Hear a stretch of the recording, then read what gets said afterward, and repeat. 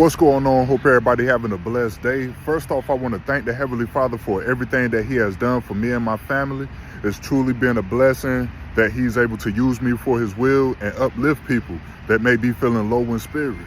And I also want to thank everyone for supporting the ministry. It's truly helped me and my family out tremendously, and I want to thank y'all. And for those that don't know, recently the Heavenly Father called me and my family to take a leap of faith, because He called us to move, and it can be very challenging when you have to relocate. But that leap of faith reminded me of how we began our journey. Because when we began the journey in pursuing the Heavenly Father and all His righteousness, we lost everything.